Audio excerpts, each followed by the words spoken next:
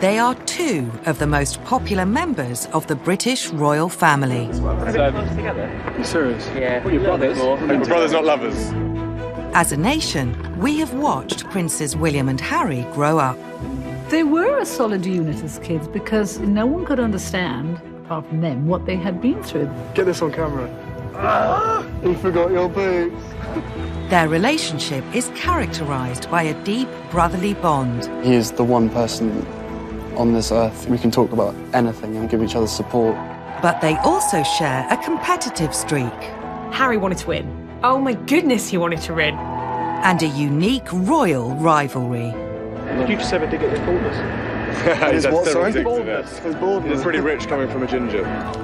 But now the boys have grown up, are they growing apart? As family, do you ever have disagreements about things? Oh, yes. Could recent reports of a rift between the Duchesses of Cambridge and Sussex be hiding a private feud between the princes? The girls weren't as close as perhaps they might have been, but actually the real issue wasn't between Meghan and Kate, it was between William and Harry. I never thought that those boys would ever fall out, but it seems to me there's been a seismic shift within the House of Wales. If true, what's behind the tension and fallouts? As I was told it by a number of sources, he went ballistic. Just two guys growing up and going their separate ways. They're going to have different ideas. The last thing you disagreed on, how do you resolve it? Is it resolved? We don't know. Things got actually so bad between them that there was a period of time when they actually weren't talking to each other. And what would a royal rift mean for the British monarchy? The future of the monarchy rests on the shoulders of William and Harry. If there actually was a real rift, it would cause severe embarrassment, it would cause no end of trouble.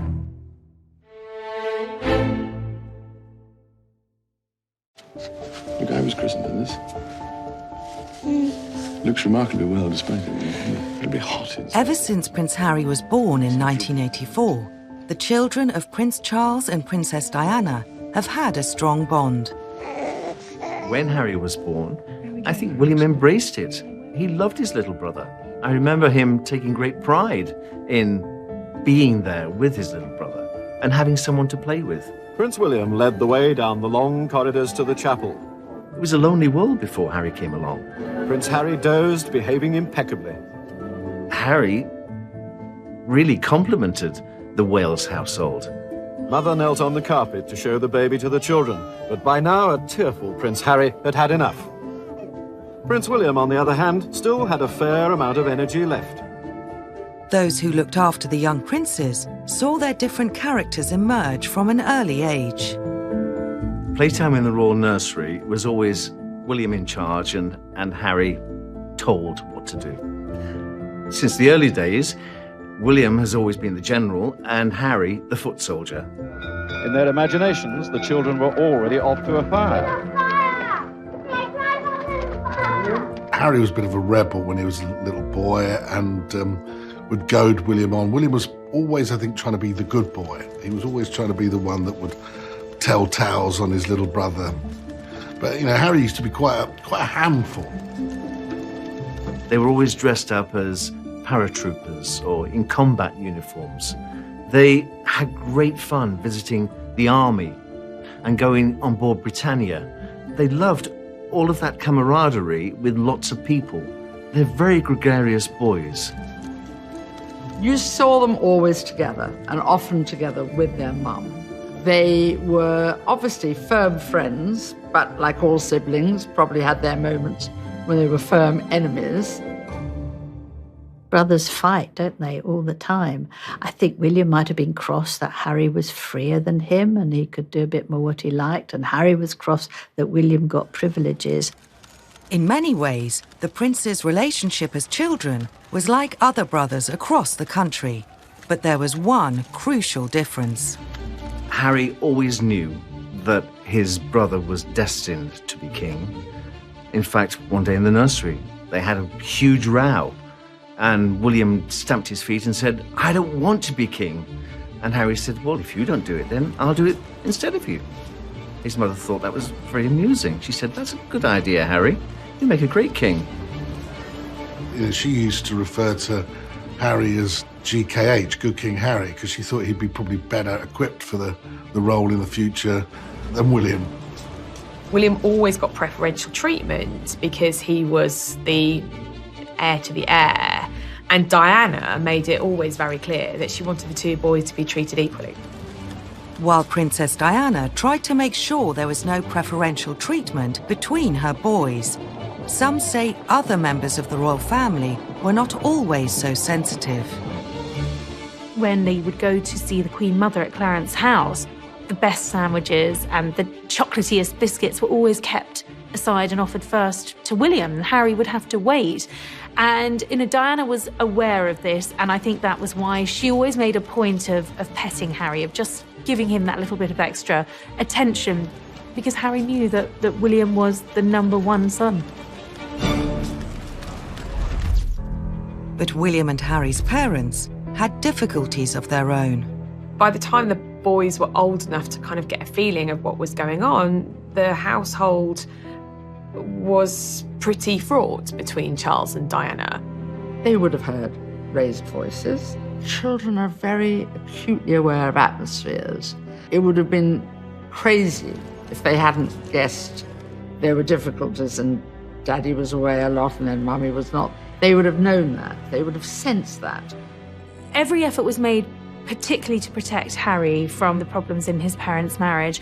William, obviously being that much older, was more aware of the arguments. Harry and William were thrown together to protect each other and look out for each other. Certainly William, I think, felt very protective towards Harry. I saw the boys grow up and their bond was very tight. It was held together, of course, by the glue of their mother. Diana never treated one differently to the other.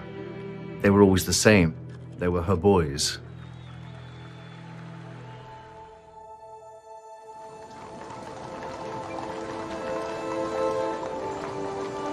In 1997, disaster struck the Wales household when Princess Diana died in a car crash.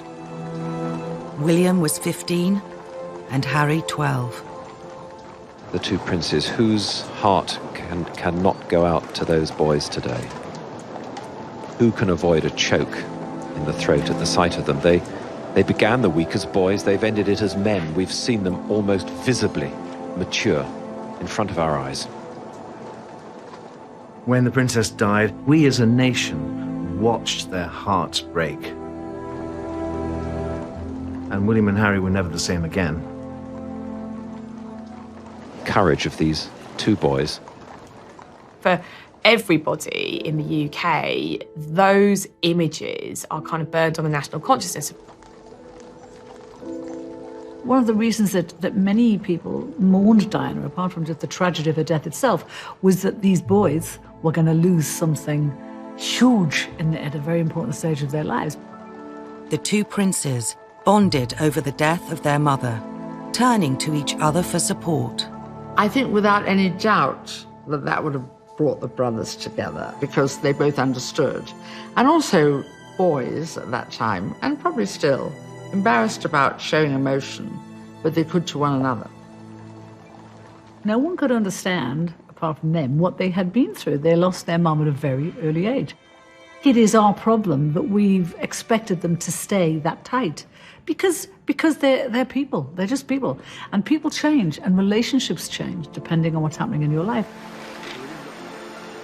Diana's death left Charles with sole responsibility for the boys, something he felt keenly. Charles had to step up to the plate and become the sole parent, whilst being an incredibly busy Prince of Wales with all of the royal duties to carry out. It must have been very, very difficult for Charles. He was painted as the bogeyman by the press. All the while, Charles was trying to be a single dad to his two boys.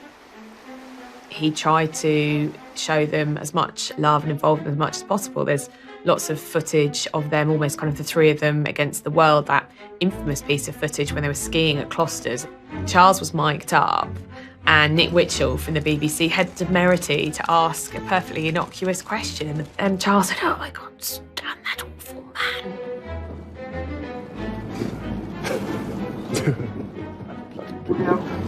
I can't bear that. He's so memories. And the boys were kind of tittering in the background and obviously kind of supporting Dad. It was like them against the rest of the world. And that was fine. That's actually how it should be. That felt right to me. They were a proper unit. Very well. But the unit of three would split when William left home for a gap year followed by university. And Harry was left to follow his own path, leading to reports of the prince's first feud. That was the first time the brothers really fell out. Harry refused to speak to his brother or forgive him for some time.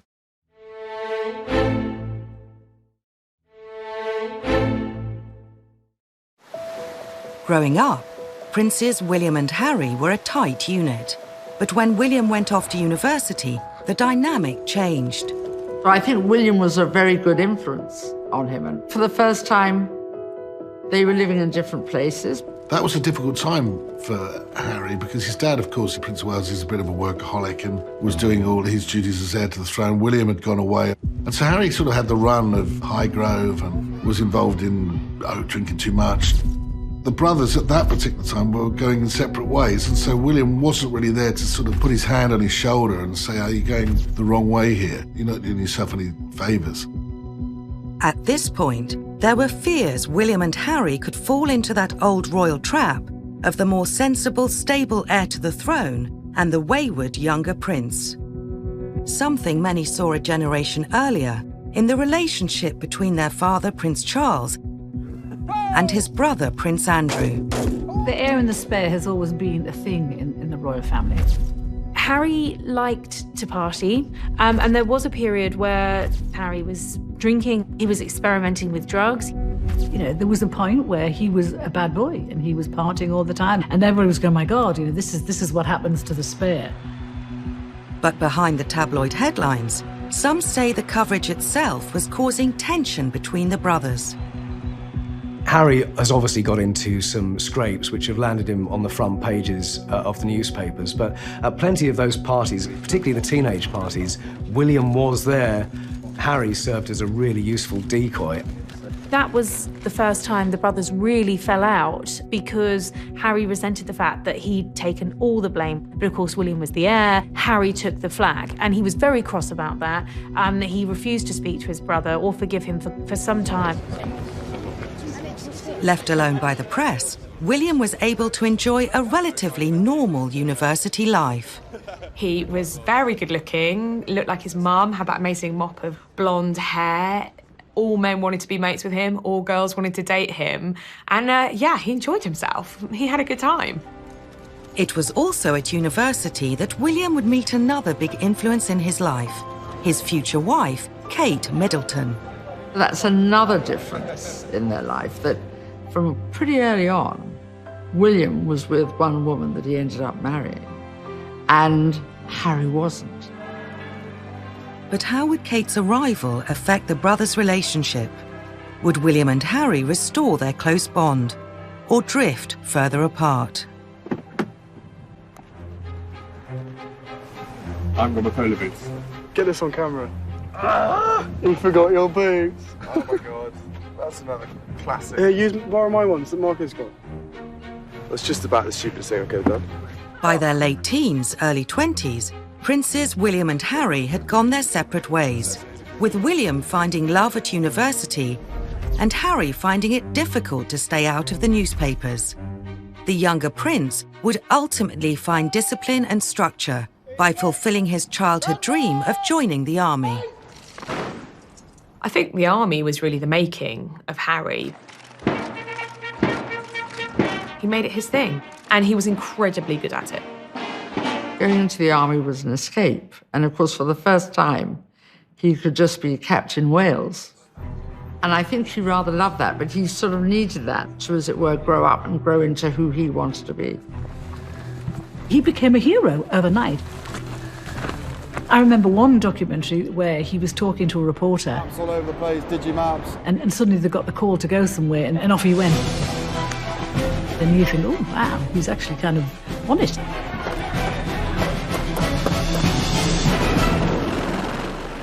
William followed his younger brother into the military, but their experiences would be very different. William was perceived as a future king and an officer, and Harry, as in childhood, was always perceived as a soldier. And so the two followed very different paths.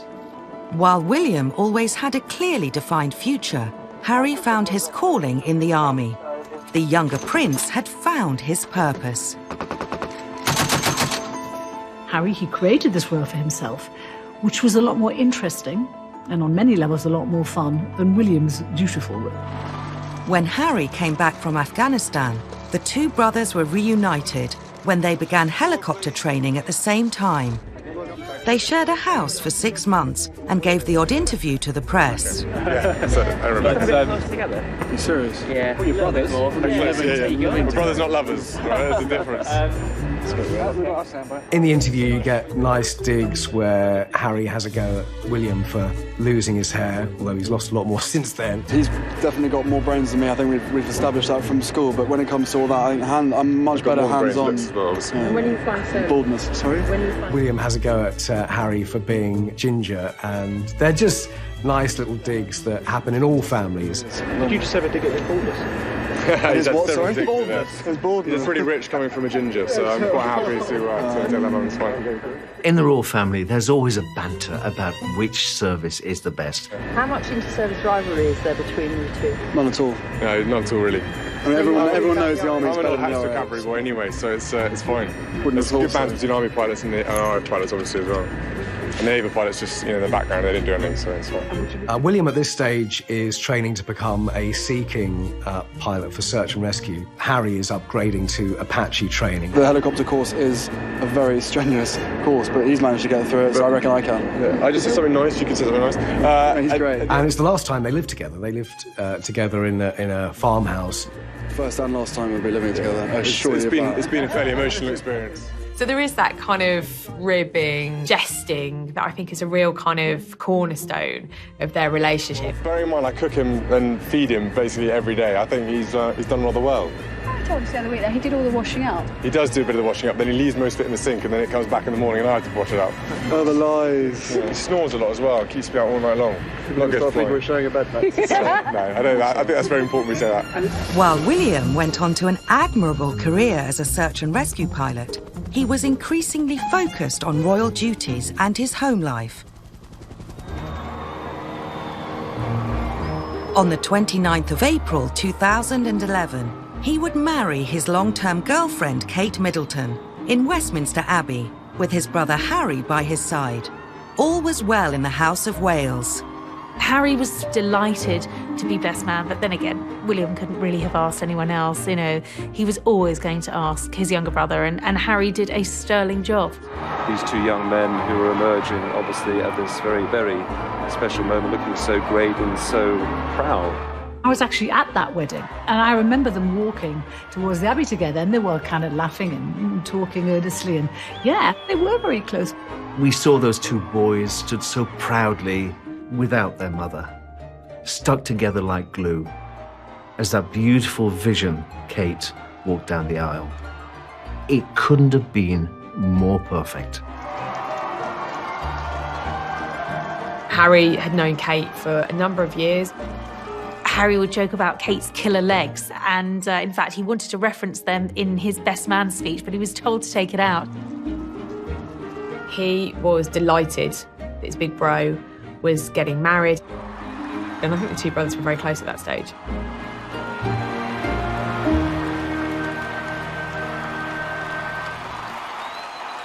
After the wedding, 2 turned into 3, and the dynamics changed just a little bit. We forget how long they were a little threesome. We got used to seeing Kate and her 2 princes, really, and obviously got on very well. Kate was like Harry's big sister, you know, he had talked about getting advice from her. She always kind of looked after him. The three of them spent a lot of time together, and they were always laughing, the three of them. And there it is. They were like this little close-knit trio. Those three did get on very well. They did a lot of engagements together. So Harry would even joke about being the spare wheel when, you know, he did engagements with the three of them, and he'd be like, oh yeah, you know, I'm just lagging behind those two, you know, the lovebirds. We know that Harry wanted his own wife to go and do engagements with and have a kind of a wingman, effectively. Harry saw the happiness his brother had, and he wanted some of that too. As William, Harry and Kate grew closer, there was still a clear rivalry between the brothers. Don't point at me. Both boys are very competitive. I mean, there's lots and lots of footage of them playing football and shoving each other out the way, rugby, trying to rugby tackle each other to the ground. I remember seeing William, Harry and Kate doing a 100-metre race. Harry wanted to win. Oh my goodness, he wanted to win. He didn't care about Kate. He just wanted to beat his brother, and he did. Harry's always been driven because he wanted to beat his brother, because his brother seemed to have all the goals. He had all the accolades, and so Harry dug his feet in and wanted to be as good as his brother. But does Harry and William's relationship have echoes of the recent royal past? There's definitely similarities between Andrew and Charles's relationship and Harry and William's.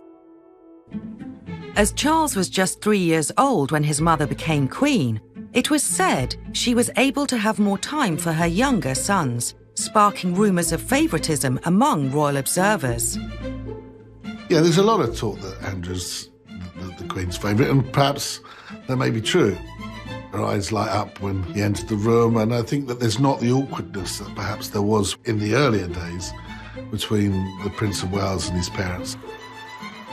As Charles and Andrew grew up, some say their different characters became more apparent.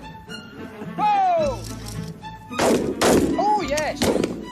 Charles is more reserved. Andrew is more flamboyant. I think that's partly down to the weight of destiny on Charles's shoulders, and there's something you see in William as well. So, yeah, the younger brother, the kid brother, gets more latitude to be themselves than the older brother does. Questions were even put to Prince Charles about his brother's reputation. His reputation precedes him, sir. What reputation? How dare you impugn my brother's honour? Yeah, he was the Playboy prince then, and then 20 years later, it was his nephew Harry. For Prince Harry, another big change was about to take place that would further test his relationship with his brother. In September 2017, he introduced his new girlfriend to the world. My goodness, Meghan changed all the dynamics when she came into the royal family. She really did shake the bag up. With Meghan and Harry now an item, the Three Musketeers would become the Fab Four. Catherine, Harry and I are delighted to be here this morning, and we're particularly happy to be at our first Royal Foundation event with Meghan. But how long would that relationship last? Some really, really serious stuff had to happen to break that asunder.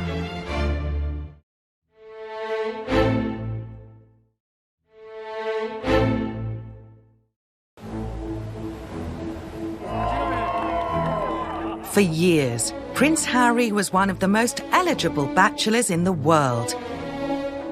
His love life under constant scrutiny. Harry didn't ever seem to settle. I mean, he went out with Chelsea Davy, fantastically glamorous. Then he went out with Cressida Bonus, who was beautiful. And in both those girls, I think he had great relationships, but he was looking for something else. He'd seen his brother's relationship, which was very, very close, very happy. His brother had become a dad. Very special. And I think he was thinking, I like a bit of this, but first I've got to find the right woman.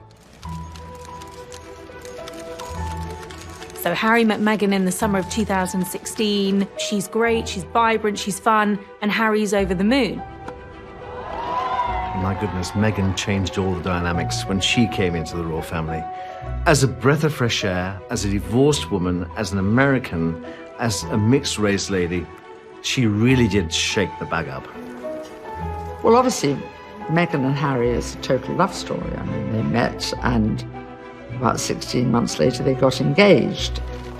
Most of us would think, oh yeah, that's a pretty good time. But of course, in royal circles, that's a fairly short time.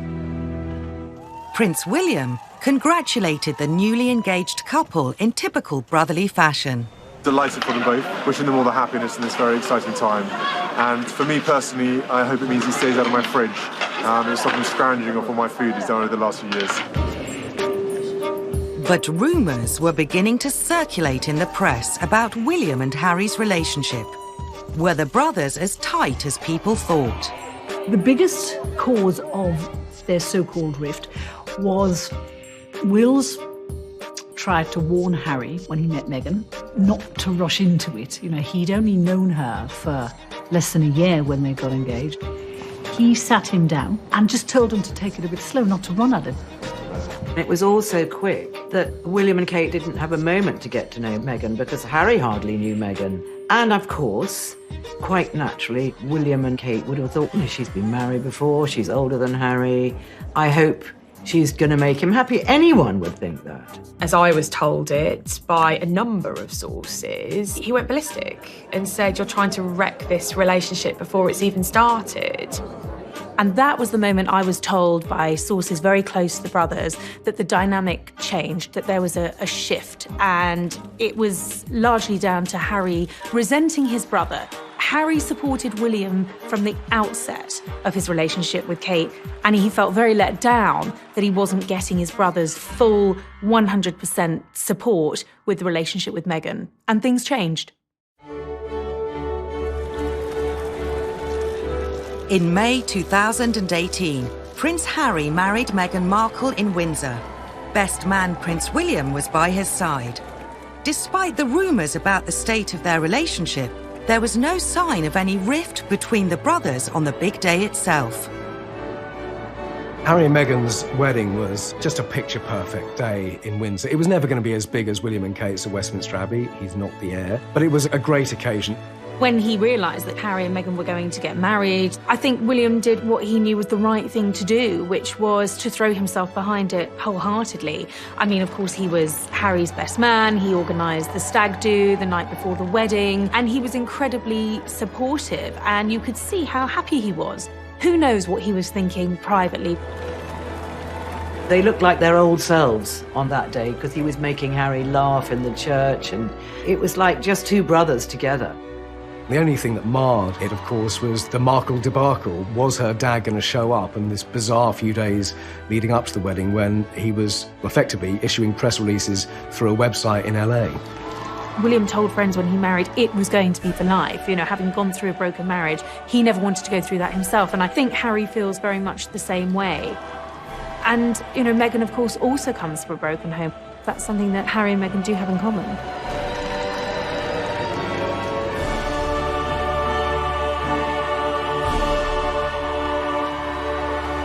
So after the royal wedding, certainly Harry and Meghan were enjoying an all-time high. They were sort of riding this wave of positive publicity. Meghan had launched herself into royal duties admirably and incredibly capably. I mean, I think she blew us all away with how quickly she adapted to what is actually an incredibly hard new role. But there was press speculation about the state of the relationship between the two duchesses, Kate and Meghan. I think more was made of the rift between Meghan and Kate in the beginning because there were lots of stories about how Meghan hadn't felt welcomed by Kate when she first came to live in this country. There were stories about Meghan's high-handedness. There were stories about how Meghan had made Kate cry in the lead up to the wedding. There was an altercation about little Charlotte's dress. So there was all of that, and that was kind of put down to this simmering feud between them. And also, I suspect there was a bit of competition between the pair of them. And I think that probably masked the real problem, which was the rift between the boys. suggestions that there've been some cat fight between Kate and Meghan, kind of clawing each other's eyes out, are ridiculous, frankly. And I think what happened was that William and Harry weren't getting on particularly well. So then inevitably the two women kind of took their husband's side, as you would. There is never smoke without fire. How true these stories are, possibly you take some of them with a big pinch of salt. And I certainly had been told by very reliable sources that the girls weren't the best of friends, weren't as close as perhaps they might have been, but actually the real issue wasn't between Meghan and Kate, it was between William and Harry. The houses of Cambridge and Sussex joined forces for the Royal Foundation, set up to champion charitable causes. In the press, the two couples were dubbed the Fab Four. There was a projection by the media to sort of create this Fab Four, these four glamorous, iconic royals. I think the press wanted this solid unit of the new Team Windsor to take the royal family forward into the next century. But that wasn't to be. We could make a real impact. Someone actually asked them, have there been fights and disagreements? Working together as family, do you ever have disagreements about things? Oh, yes. Everyone looked so awkward and uncomfortable, and Kate was fitting with her hair, and Meghan looked...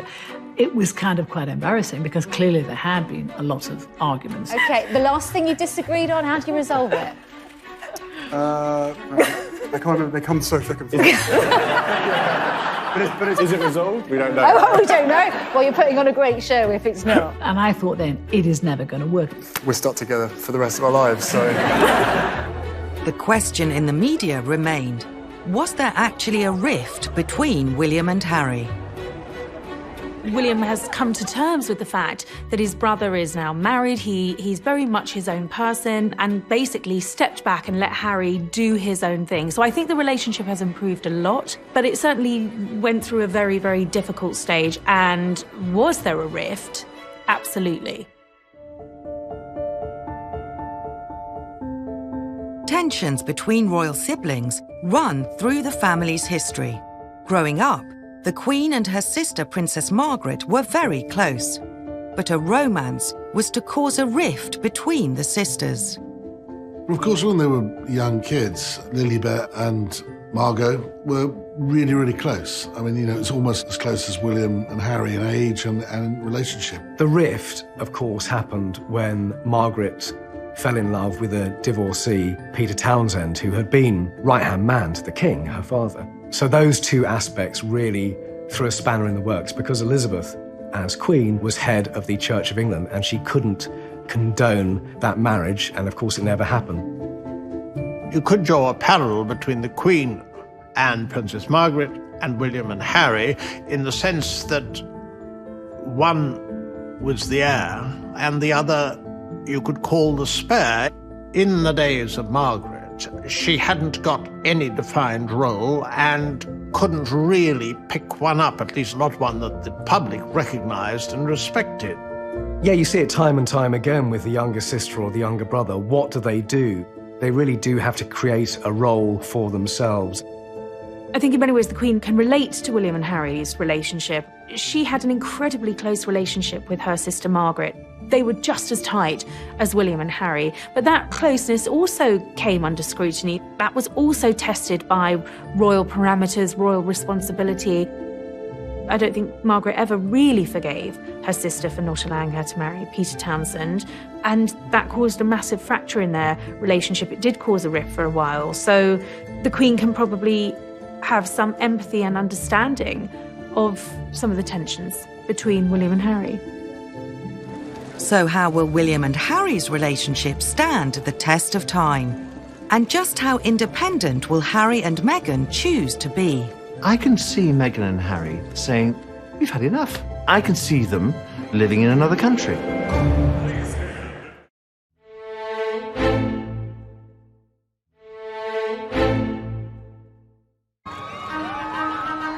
Shortly after the wedding of Prince Harry and Meghan Markle, rumours began to emerge about a rift between the duchesses. Stories of feuding filled the press, But some royal sources thought that the real rift could be between Princes William and Harry. Things got so bad between them that I was told by a very senior source close to both of the brothers that there was a period of time when they actually weren't talking to each other. Whilst on tour in Australia, the Duke and Duchess of Sussex announced Meghan was expecting a baby. It was quickly followed by the news that they would be moving from Kensington Palace, which had been home to the Fab Four, choosing Frogmore Cottage, a quieter and more private location on the Windsor estate, away from the glare of London. But was Harry and Meghan's decision to move motivated by impending parenthood or a rift between the brothers? Harry lived in a relatively small house round the back of Kensington Palace called Nottingham Cottage. It wasn't big enough for a young, growing family. There were options to stay at Kensington Palace in a different apartment there, but the idea that they were all living together in one big apartment like characters from Friends is ridiculous.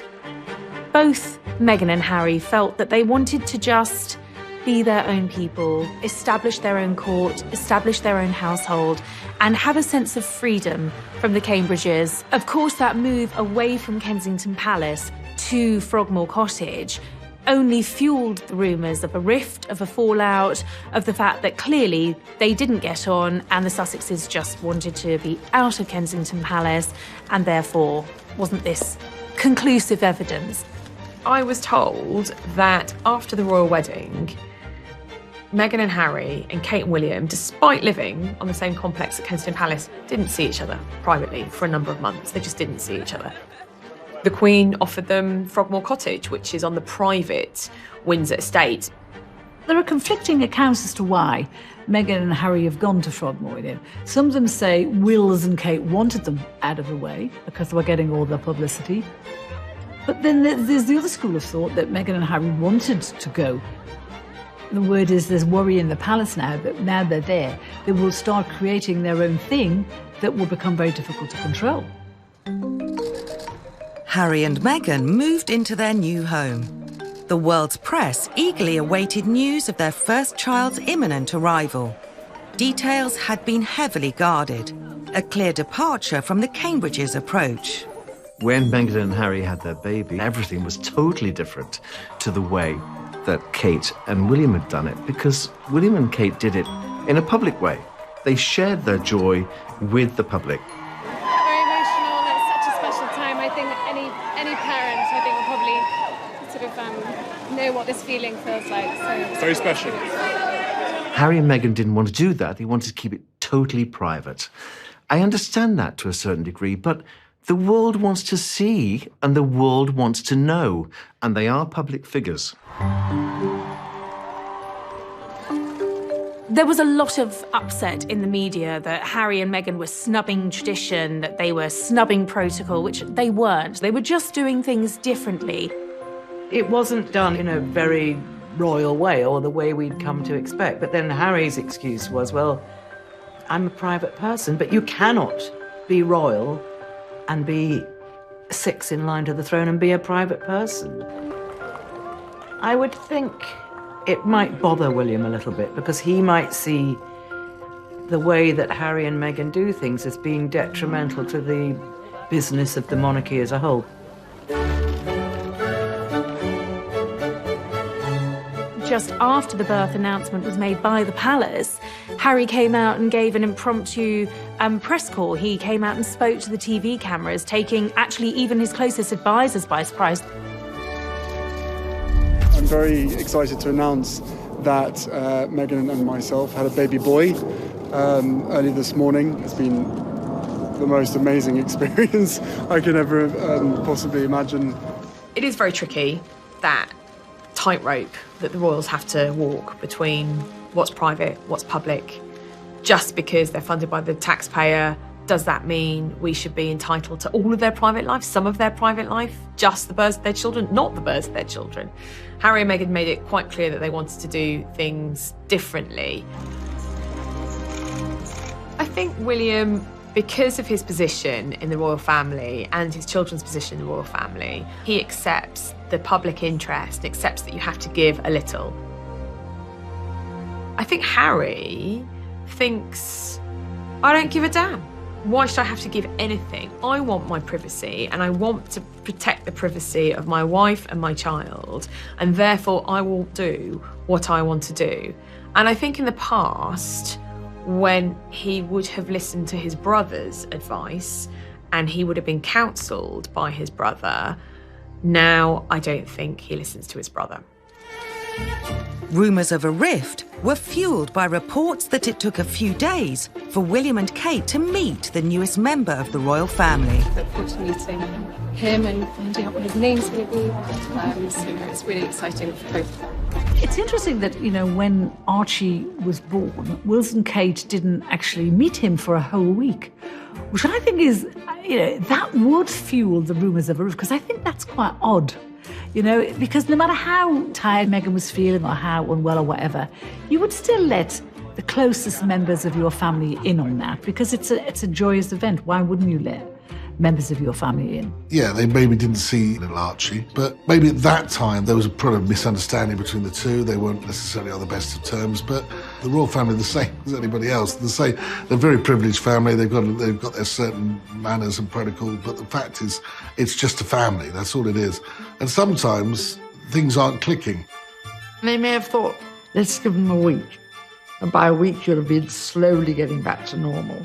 We all remember those days. And they may have done it because they were being kind.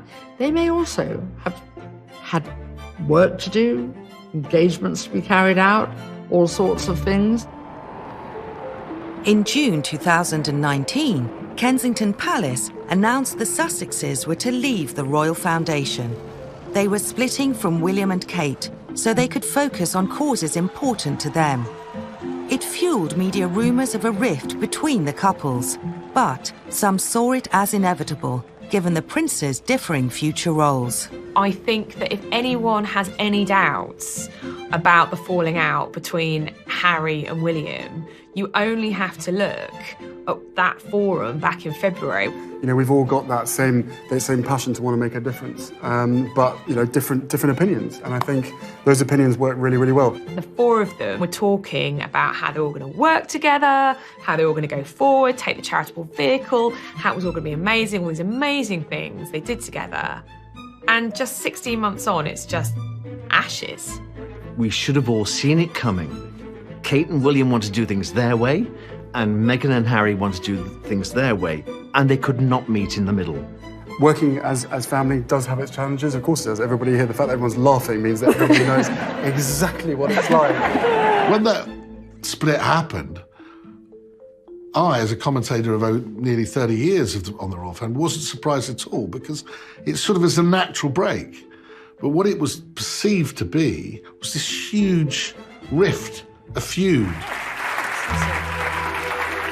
The whole point was to harness the four of them as a strength, rather than having them all go off and do their different things, which of course is now what's happened. So what will the future hold for the royal brothers and their relationship? If this continues, I can see Meghan and Harry saying, we've had enough. That's it. We're off. I can see them living in another country. I could see them sat on Oprah's couch, telling the world about their new life. The future for William is very clear. He will become the Prince of Wales, and then he will become the king. He doesn't really have a choice there. Harry's got much more latitude to live where he and Meghan want to live and to do what they want to do, whatever projects they want to do. When William is king, the focus will be on him and his family, and I think that's the time when Harry and Meghan and their children will not necessarily be required to do quite as much. I'm not saying he's going to disappear off, the royal beat, but the focus, the media focus spotlight will be on King William, and it'll be on George. It'll be interesting to see what happens when William becomes king and what the relationship will be like. I think it may be better because William is always going to be king. There's nothing going to change that, and Harry will have accepted that a very long time ago. Also, William at that point will be top dog. What he says goes. And so whatever Harry does or says, Will's in charge. End of story. I think there's a great amount of goodwill towards Harry and William. The brothers have always been incredibly close, and yes, there have been feuds and fallouts, but they have, I would say, an unbreakable bond. We want to see that bond of brotherhood, but this is time now for Harry to branch out and do his own thing, and for William to be a king in waiting.